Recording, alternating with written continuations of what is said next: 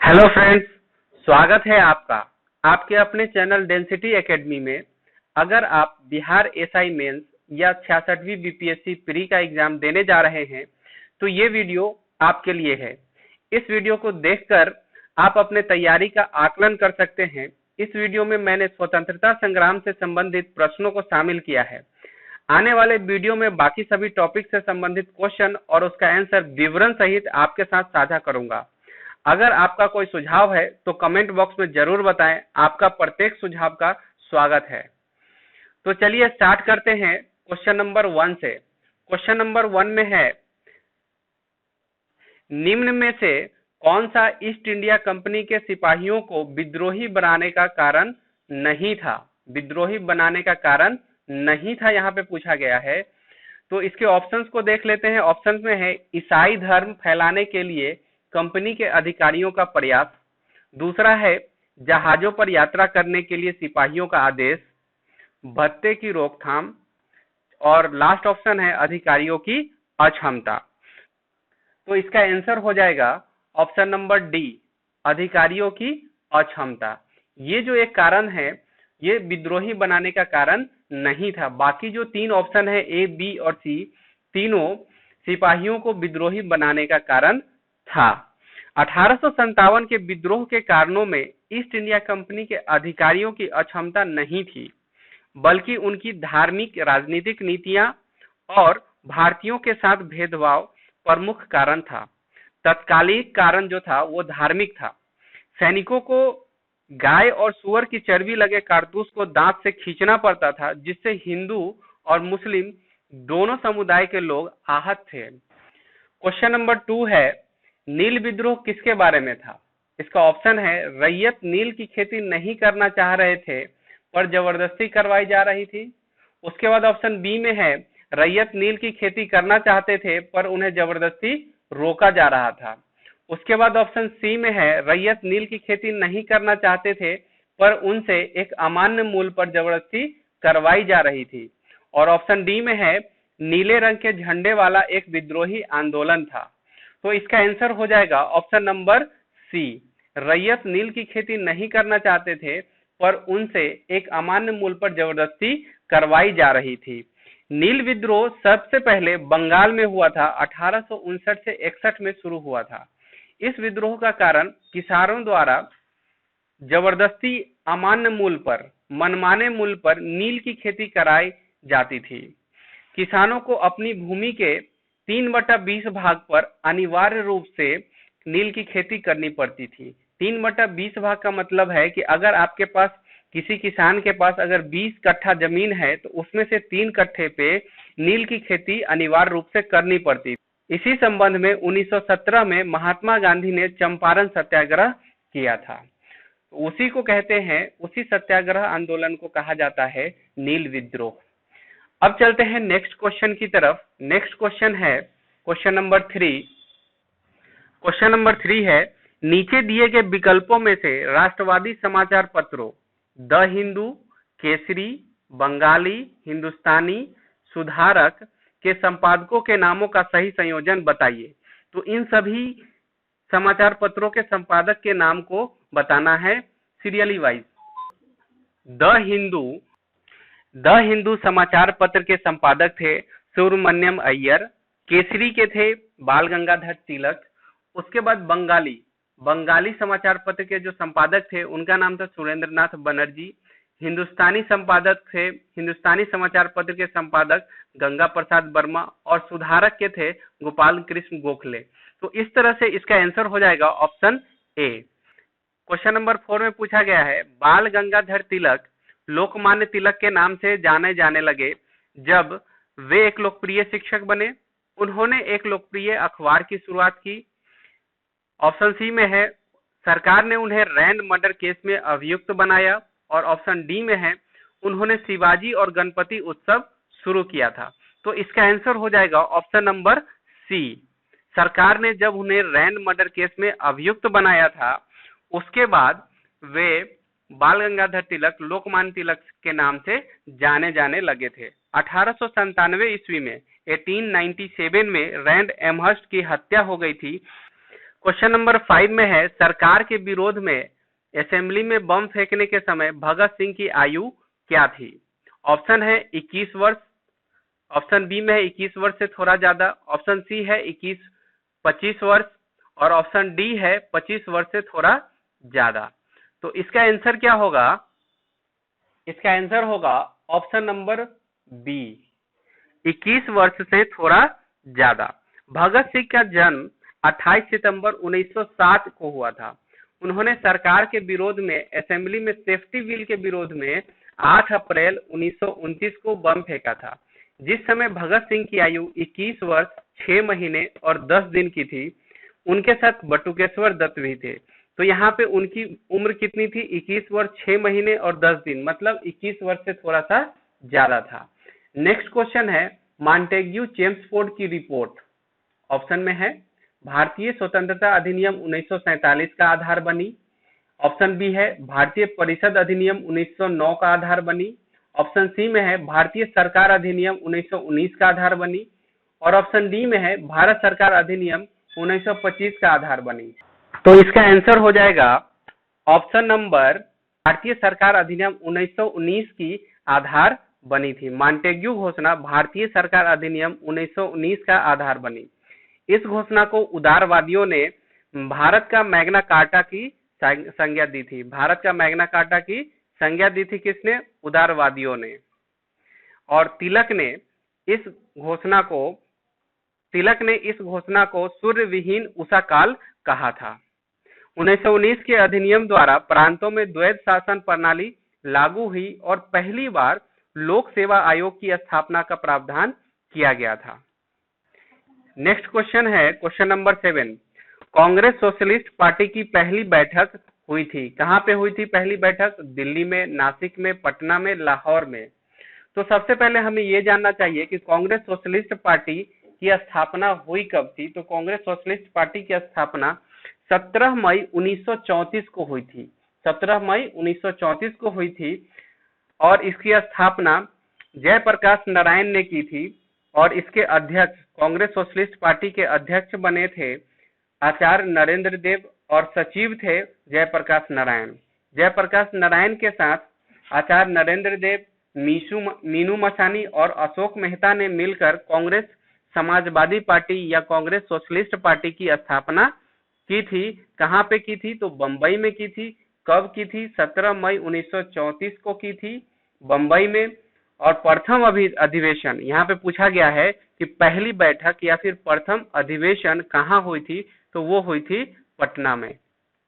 इसका आंसर होगा पटना में। अब चलते हैं नेक्स्ट क्वेश्चन, क्वेश्चन नंबर 8 की तरफ। क्वेश्चन नंबर 8 में पूछा गया है, कुंवर सिंह अंग्रेजों के खिलाफ 1857 के विद्रोह में किस जगह शामिल हुए? ऑप्शन है आरा, पटना, बेतिया, वाराणसी। तो इसका आंसर होगा आरा, ऑप्शन ए। कुंवर सिंह ने अंग्रेजों के खिलाफ 1857 के विद्रोह में आरा जिले, जो कि उस समय शाहाबाद जिला के नाम से जाना जाता था, तो शाहाबाद जिले के जगदीशपुर में विद्रोह का नेतृत्व किया था। कुंवर सिंह की मृत्यु 26 अप्रैल 1858 को हो गई थी। उनके पश्चात उनके भाई अमर सिंह ने नेतृत्व संभाला था। दिसंबर 1858 तक युद्ध जारी रखा था। यहाँ के विद्रोह को विलियम टेलर और विसेंट आयर ने समाप्त किया था। क्वेश्चन नंबर 9 में यह पूछा गया है, नमक सत्याग्रह के दौरान बिहार में लोगों ने नमक बनाने के साथ साथ किस कर के द्वारा सरकार का विरोध किया था? चौकीदारी कर, हाथी कर, डेवलपमेंट कर, मलबा कर। तो इसका आंसर होगा ऑप्शन ए, चौकीदारी कर। नमक सत्याग्रह के दौरान बिहार के लोगों ने नमक बनाने के साथ साथ चौकीदारी कर के विरोध में भी आंदोलन किया था। गांधी जी द्वारा दांडी सत्याग्रह 12 मार्च 1930 से 6 अप्रैल 1930 तक चलाया था, जिसे नमक सत्याग्रह भी कहा जाता है। दांडी पहुंचकर एक मुट्ठी नमक हाथ में लेकर गांधी जी ने नमक कानून को तोड़ा था। अब चलते हैं नेक्स्ट क्वेश्चन की तरफ और देखते हैं नेक्स्ट क्वेश्चन क्या है। नेक्स्ट क्वेश्चन है, स्वराज पार्टी का गठन देश की असफलता के बाद हुआ था। किसकी असफलता के बाद हुआ था स्वराज पार्टी का गठन? ऑप्शन है असहयोग आंदोलन, भारत छोड़ो आंदोलन, सी में है सविनय अवज्ञा आंदोलन और ऑप्शन डी है स्वदेशी आंदोलन। तो स्वराज पार्टी का गठन सबसे पहले ये जानते हैं कि कब हुआ था। तो स्वराज पार्टी का गठन हुआ था मार्च 1923 में और इस पार्टी का गठन किया था, स्थापना किया था चित्तरंजन दास और मोतीलाल नेहरू ने। तो जब 1923 में हुआ था इस पार्टी का गठन, उस समय असहयोग आंदोलन, इसका आंसर क्या होगा? ऑप्शन ए, असहयोग आंदोलन। असहयोग आंदोलन की असफलता के बाद स्वराज पार्टी का गठन हुआ था। भारत छोड़ो आंदोलन 1942 में हुआ था, सविनय अवज्ञा आंदोलन 1930 में हुआ था और स्वदेशी आंदोलन 1905 में हुआ था बंगाल बंग भंग आंदोलन के बाद। उसके बाद चलते हैं नेक्स्ट क्वेश्चन नंबर 11 की तरफ। क्वेश्चन नंबर 11 में है, राजेंद्र प्रसाद ने किसे पाकिस्तान का जन्मदाता माना है? राजेंद्र प्रसाद ने किसे जन्मदाता माना है पाकिस्तान का, ये पूछा गया है। ऑप्शन है मोहम्मद जिन्ना, दूसरा ऑप्शन है लॉर्ड माउंटबेटन, लॉर्ड मिंटो और फोर्थ ऑप्शन है लियाकत अली खां।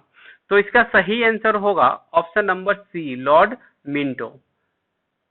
आपको पता होगा कि लॉर्ड मिंटो भारत के वायसराय थे और मार्ले मिंटो अधिनियम 1909 में लागू किया गया था और इसी अधिनियम के द्वारा मुसलमानों के लिए एक पृथक मताधिकार तथा पृथक निर्वाचन क्षेत्रों की स्थापना की गई थी। इसीलिए राजेंद्र प्रसाद पाकिस्तान का जन्मदाता लॉर्ड मिंटो को मानते थे। उसके बाद क्वेश्चन नंबर 12। क्वेश्चन नंबर 12 में क्या पूछा गया है?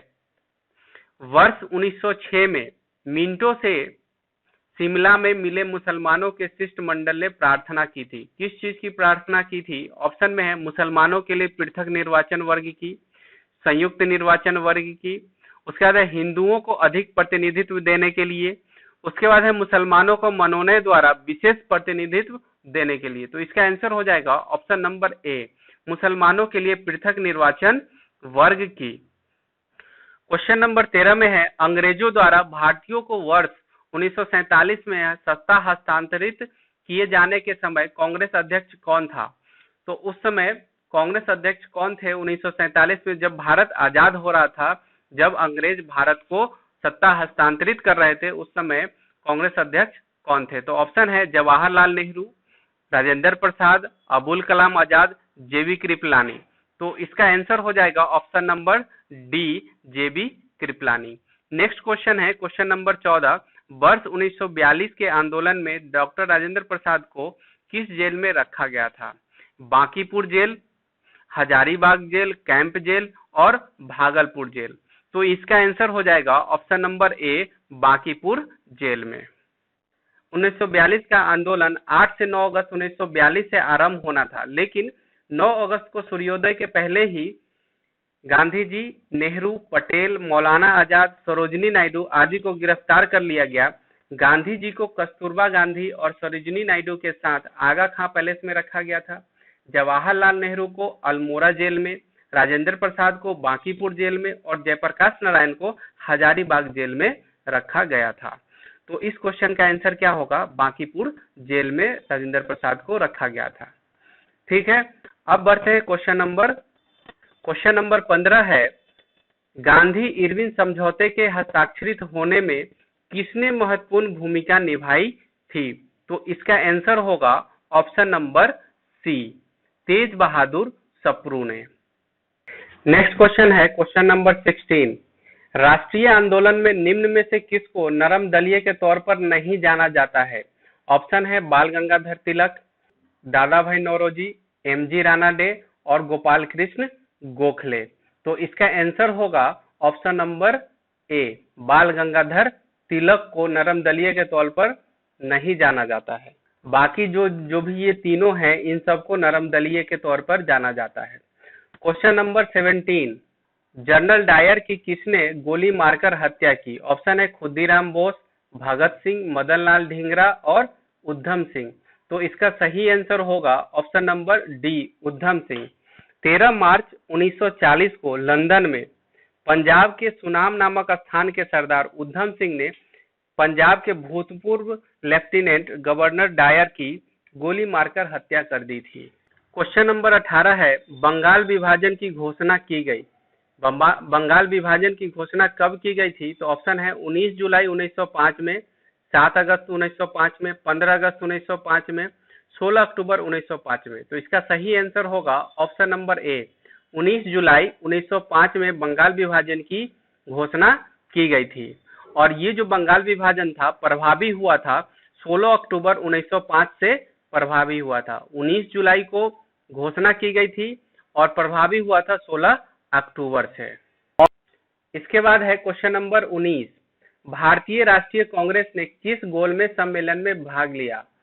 भारतीय राष्ट्रीय कांग्रेस ने किस गोलमेज सम्मेलन में भाग लिया? ऑप्शन है प्रथम, द्वितीय, तीसरा और सभी में भाग लिया। तो इसका आंसर होगा ऑप्शन नंबर बी, दूसरा। भारतीय राष्ट्रीय कांग्रेस के प्रतिनिधि के रूप में महात्मा गांधी ने दूसरे गोलमेज सम्मेलन में भाग लिया था, प्रथम और तीसरे में भाग नहीं लिया था। इसके बाद है क्वेश्चन नंबर 20, इसमें पूछा गया है महात्मा गांधी ने भारतीय राष्ट्रीय कांग्रेस के किस अधिवेशन की अध्यक्षता की थी? ऑप्शन है 1922, 1924, 1928 और 1930। तो इसका सही आंसर होगा ऑप्शन नंबर बी, 1924। 1924 में जो बेलगांव में हुआ था, बेलगांव कहाँ है? वो है कर्नाटक में। बेलगांव कर्नाटक में जो कांग्रेस का अधिवेशन हुआ था उसमें महात्मा गांधी ने अध्यक्षता की थी। अब चलते हैं क्वेश्चन नंबर 21 की तरफ। नेक्स्ट क्वेश्चन है, इनमें से कौन कैबिनेट मिशन के सदस्य नहीं थे? कैबिनेट मिशन के सदस्य नहीं थे। ऑप्शन है Pethick Lawrence, Wavell, Stafford clips और एवी अलेक्जेंडर। तो इनमें से कौन सदस्य नहीं थे? तो पैथिक लॉरेंस थे सदस्य, क्रिप्स भी सदस्य थे, अलेक्जेंडर भी सदस्य थे। तो इसका आंसर हो जाएगा ऑप्शन नंबर बी, बेवेल जो है वो सदस्य नहीं। कैबिनेट मिशन भारत में 24 मार्च 1946 को आया था। पैथिक लॉरेंस इसकी अध्यक्षता कर रहे थे, जो कि उस समय भारत के भारत सचिव थे। कौन थे? भारत सचिव थे पैथिक लॉरेंस। ये भी क्वेश्चन पूछा जा सकता है कि कैबिनेट मिशन की अध्यक्षता किसने की थी? तो आंसर होगा पैथिक लॉरेंस। नेक्स्ट क्वेश्चन है, द्वैध शासक का जनक किसे माना जाता है? द्वैध शासन का जनक किसे माना जाता है? ऑप्शन है Lord Macaulay, Lord Clive, Hector Munro, sir Lionel Curtis. तो इसका आंसर होगा option number D, sir Lionel Curtis जो थे वो द्वैध शासक के जनक माने जाते हैं। वर्ष 1857 में भारत का गवर्नर जनरल कौन था? ऑप्शन है वेलेस्ली, डलहौजी, कैनिंग और मिंटो। तो इसका सही आंसर होगा कैनिंग।